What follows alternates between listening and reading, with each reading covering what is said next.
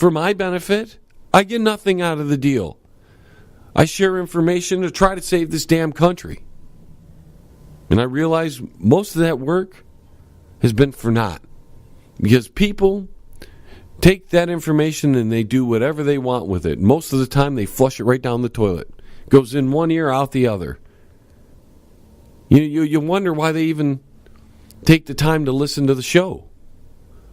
It's like if you're not going to glean anything from it, go watch The Walking Dead. Go watch some mindless other broadcast. Go listen to something else that doesn't make you think. I mean, we try to have a little fun here, but there's a purpose to all these broadcasts. I'm not doing this for my pleasure. I don't get, where's the money? Most of the people who listen don't even buy a damn coffee mug to give to somebody for Christmas, to help out the show, to show support for the show. So you wonder if it's all worth it, me sitting here even discussing the important things in life. I could be like all the other freaking radio hosts out there. You know, the ones that even copy the best parts of my bit here. You know, the fat guy from Florida, or the guy who retired but didn't retire. I should just do all my best bits. Screw giving people information. Screw doing the study and just do it for myself. Make up my decisions. And if it's not going to affect any kind of change in real change in the country, because if you don't like the Republicans and you vote in the Democrats, you don't even know what change is, because you just put in the same thing you got rid of just the last time around. Anyways, we got to take a quick break, folks. One of those nights, ain't it? Hey, Uncle Shady, where are they going? Hey, you, get back here. The John LeBang Show will be right back. Check out the new book from Derek Shelmerdine, Rock and Roll Unraveled. It tells the story of rock and roll from its roots right up until the mid-'70s punk. Rock and Roll Unraveled. Not just the music, but also the events that shaped the music. Rock and Roll Unraveled. It includes the backgrounds to recording sessions, singles, album releases, births and deaths, epic concerts, and festivals. Rock and Roll Unraveled. Shelmerdine has made a painstaking effort to document pretty much every event that would prove significant in shaping popular music. Rock and Roll Unraveled. Purchase the book at www.rockandrollunraveled.com. Follow him at Twitter at R&R Unraveled, and look him up on Facebook at Rock and Roll Unraveled. Rock and Roll Unraveled.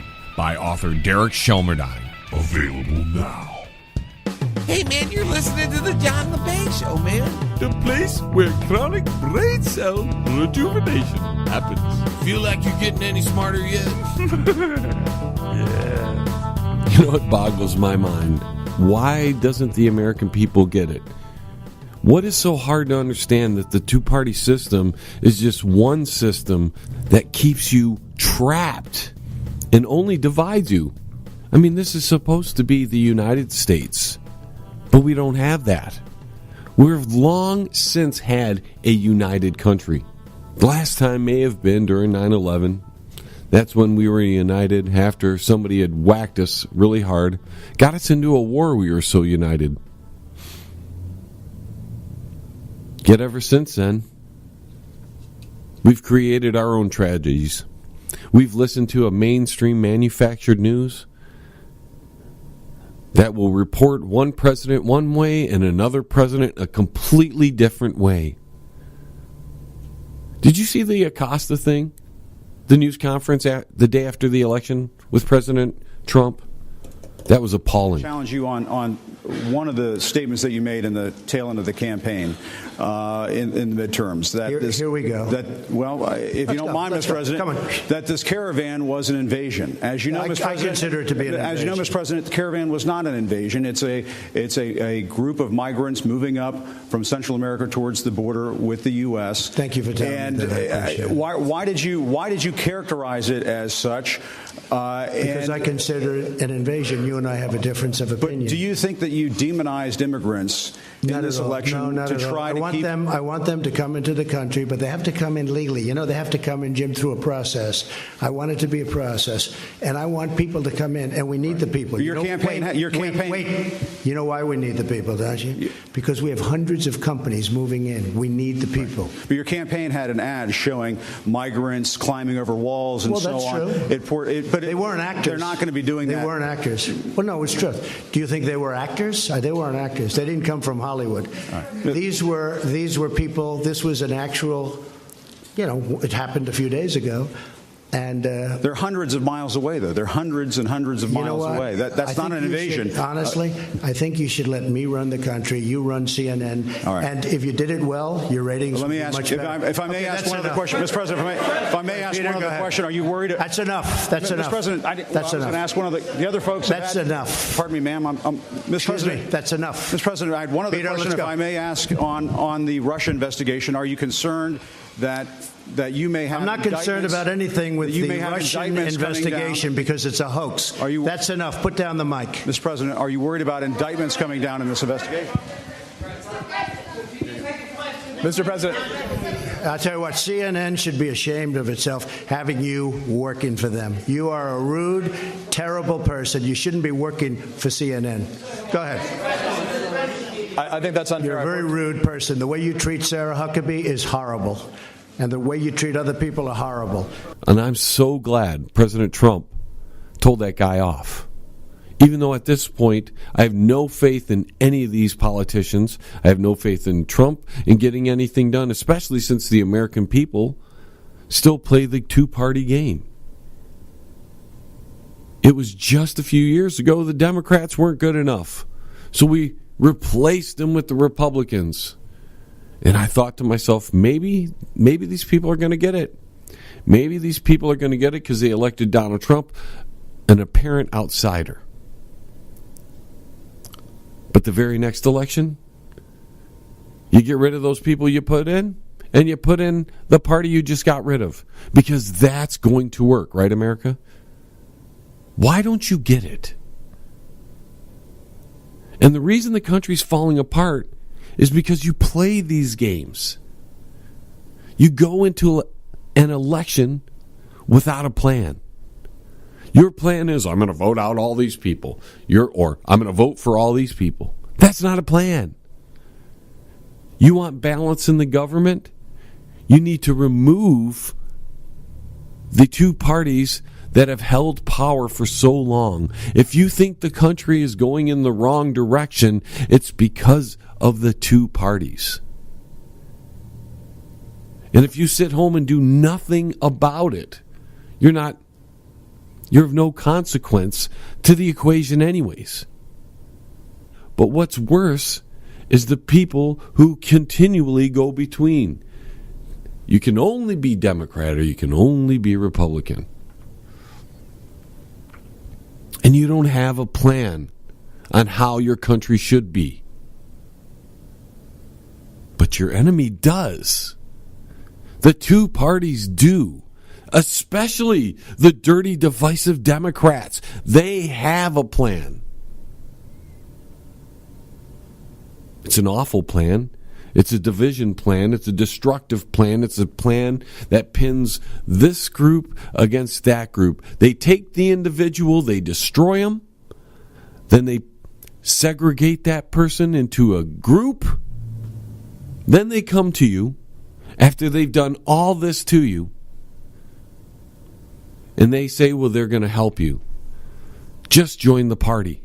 If you join the party, if your little group joins our party, we'll support your cause. But they destroyed the cause of your individualism to do that. They went after the strongest, most powerful thing you had, being an individual, and they ripped it away. Then they called you a victim and placed you into that subgroup. You are now a subhuman to the Democrats. You're not an individual who's in control of your life, who nobody tells you what to do. You have your own direction. No, you are no longer the individual. You are now a victim, a person who can't do anything to save themselves from the wickedness of those people over there. And that subgroup over there is your enemy, because you're in this subgroup. And you've got to do everything you can to beat that subgroup over there, to have dominance over them. Because if you don't have dominance over them, they're going to have dominance over you. Of course, as an individual, no one would have dominance over you. But because people have been destroyed and allowed themselves to be in these subgroups,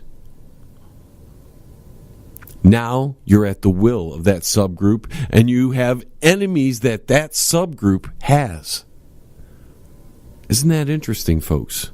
As an individual, why would you have enemies? Who would you hate if you trusted everybody as an individual? Who would you hate? The individual that had extreme bad behavior, right? That's who you would hate. If you could look past all the little sub differences that we have and focus on our commonalities, and you just looked at the person as an individual, you didn't subgroup them into woman, black, white, purple, gay, straight. If you didn't do that,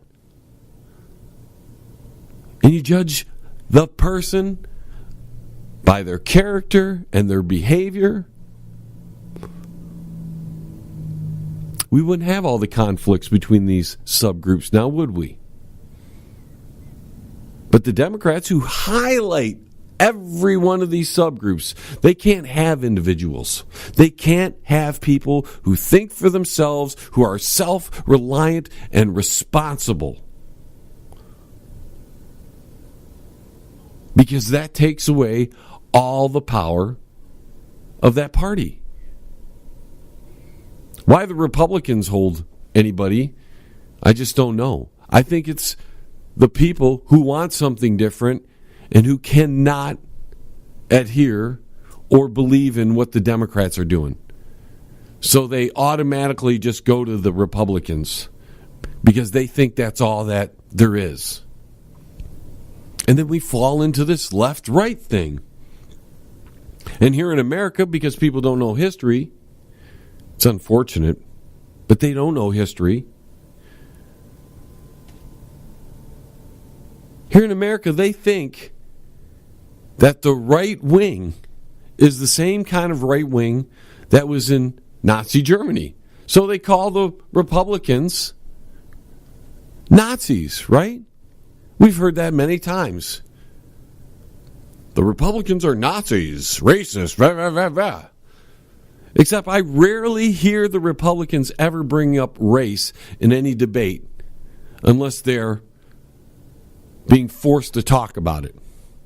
The right-left paradigm that exists here in the United States in 2018 is not the same left-right paradigm that was in Germany in the 1930s. In the 1930s, we had the difference between the communists and the socialists. The socialists were on the right of the communists, so they were the right-wingers of their time in Germany in 1930. The communists were the left-wingers. That's because Germany had, as a whole, swung so far left that the socialists, the Democratic Socialists, the National Socialist Party, which is the group called Nazis, the group run by Adolf Hitler. You remember those people. They were on the right in 1930s Germany. The Nazis were National Socialists. That's what Hitler was. He was a socialist. Here in 2018, in the United States, we have the socialists, which are the Bernie Sanders types. Those people are on the left because America hasn't scooted as far left as 1930s Germany. So the Democrats are on the left here,